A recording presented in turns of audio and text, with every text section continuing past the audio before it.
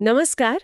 आज हम कुछ ऐसे स्रोतों पर बात कर रहे हैं जो कपड़ों की पसंद, खासकर जिन्हें छोटे कपड़े कहा जा रहा है, और फिर निजी आज़ादी मतलब लिबर्टी और समाज में मिलने वाले सम्मान, इनके बीच के कनेक्शन पर एक काफ़ी स्पेसिफिक नज़रिया देते हैं। तो हमारा काम है कि इस नज़रिए को मतलब इसके पीछे की सोच को समझें और आप तक पहुंचाएं। चलिए देखते हैं ज़रा। हाँ, बिल्कुल।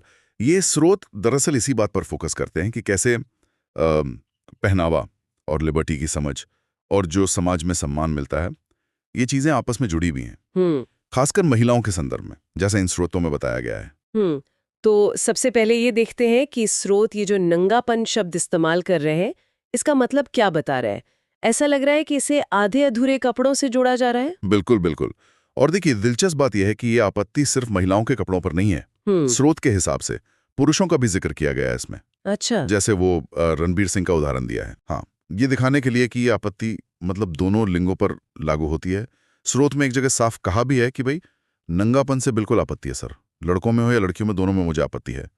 तो मतलब मुद्दा सिर्फ कपड़ों की लंबाई का शायद नहीं है, बल्कि एक तरह की नुमाइश का है। अच्छा, तो ये सिर्फ महिलाओं पर केंद्रित नहीं है स्रोत के अनुसार। ओके। तो इसी से जुड़ा एक और अहम पॉइंट है लिबर्टी का, मतलब आज़ादी। इसकी परिभाषा पर यहाँ काफ़ी बहस है। स्रोत बताते हैं कि बोलने वाले को लगता है कि कुछ लोग, और खासकर वो बॉलीवुड अभिनेत्रियों का जिक्र करते हैं, हाँ, कि वो लिबर्टी का मतलब नंगापन समझती हैं। हाँ। और स्रोत इस सोच की सीधे तौर पर आलोचना करते हैं। वो कहते हैं कि भाई, ये सच्ची लिबर्टी नहीं है। हाँ, एक कोट है उसमें, लिबर्टी का मतलब नंगापन नहीं होता सर, उनका मतलब होता है नंगापन मैं मानती हूं। तो यहाँ साफ है कि जो पॉपुलर धारणा है लिबर्टी की, उससे स्रोत सहमत नहीं है। तो अगर ये सच्ची लिबर्टी में नहीं है, तो फिर इन स्रोतों के हिसाब से असली आज़ादी है क्या?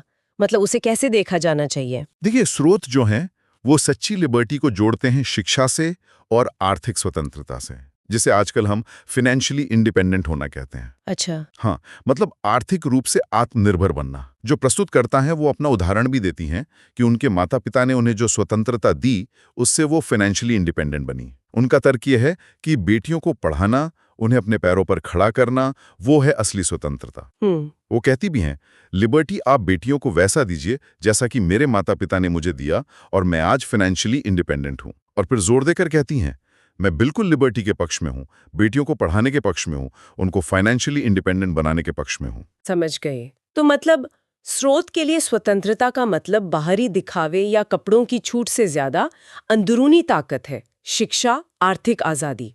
और इसी से जुड़ा हुआ एक और कनेक्शन बनाते हैं ये स्रोत, वो है पहनावे और सामाजिक सम्मान के बीच। ये क्या है? हाँ, सही पकड़ा आपने। यहाँ तर्क ये दिया जा रहा है कि अगर कोई सलीके से, मतलब वेल ड्रेस्ड अप है, अच्छे ढंग से कपड़े पहने, तो उसे समाज में ज्यादा सम्मान मिलेगा। ओके। स्रोत का मानना है कि ये जो आधे अधूरे कपड़े पहन के लिबर्टी का प्रदर्शन है, उससे कहीं बेहतर है कि आप ढंग के कपड़े पहने। और ये बात सीधे सीधे उनकी जो सच्ची स्वतंत्रता की परिभाषा है, उससे जुड़ जाती है कि सम्मान जो है वो बाहरी दिखावे से नहीं, बल्कि शिक्षा, आर्थिक आत्मनिर्भरता और सही व्यवहार से मिलता है। एक वाक्य है स्रोत में, क्योंकि आप अपने आप को वेल ड्रेस्ड अप रखोगे तो ज्यादा सम्मान पाओगे सोसाइटी में, रादर देन आधे अधूरे कपड़े पहनकर लिबर्टी का प्रदर्शन करने के कंपैरिजन में। अच्छा, तो अगर हम इन सब बातों को जोड़कर देखें, कुल मिलाकर इन स्रोतों से जो एक मुख्य विचार निकल रहा है, वो ये है कि एक खास तरह के कपड़ों, आधे अधूरे कपड़े को नंगापन कहा जा रहा है और उस पर आपत्ति है। सच्ची आज़ादी शिक्षा और आर्थिक आत्मनिर्भरता में है, और समाज में सम्मान के लिए सही तरह से कपड़े पहनना, वेल ड्रेस्ड अप, जरूरी है। यही है ना? बिल्कुल, संक्षेप में यही विचार उभरता है।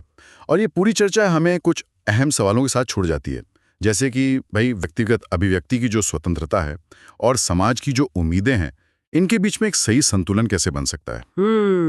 ये एक बड़ा सवाल है। और ये भी कि क्या सम्मान हमेशा बाहरी रूप जैसे पहनावे से ही जुड़ा होता है, या उसके पीछे और भी गहरे सामाजिक सांस्कृतिक पहलू हैं जिन पर हमें शायद और सोचने की जरूरत है।